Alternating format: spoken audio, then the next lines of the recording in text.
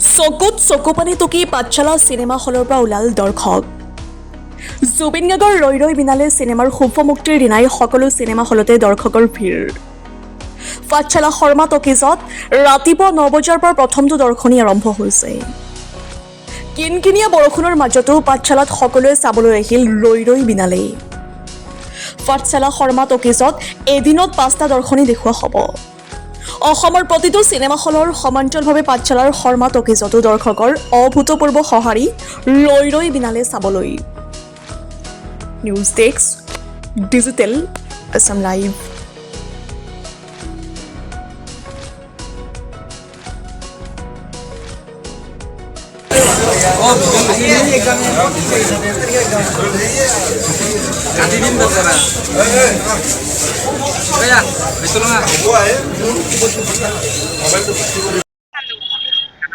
বহুত ধুনীয়া হৈছে, বহুত ভাল লাগছে।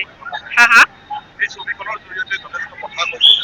তেওঁ মানে বহুত কথাখিনি কৈ গ'ল আৰু যিখিনি আমাৰ সংগীত জগতত যি কিছুমান যেনেকুৱা ঘটনা হয় সেইখিনি তেওঁ কৈ গ'ল। ন্যায় পাওক, সিদিনা আচলতে কি হৈছিল তাৰ উচিত তদন্ত হওক, আৰু জুবিন দাৰ ন্যায় ফেৰত একো পলিটিকেল ইছ্যু হ'ব নালাগে। তেওঁক ন্যায় লাগে, তেওঁ ন্যায় পাব লাগে। বহুত দুখ লাগিছে আৰু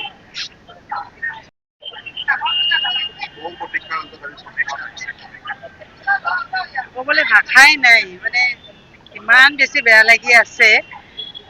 তথাপিও আহিছো আৰু চাওঁ লাষ্টবাৰৰ কাৰণে তেওঁক এনেকৈ দেখা পাম, সেইটোৱে আৰু ক'বলৈ ভাষা নাই আচলতে। আজি ৰাতিপুৱাৰ পৰাই আহিছে, ৰাতি ফাৰ্ষ্ট শ্ব' হৈ গ'ল, এতিয়া ছেকেণ্ড শ্ব' এতিয়া চাবহে, এতিয়া আহিছো চাব।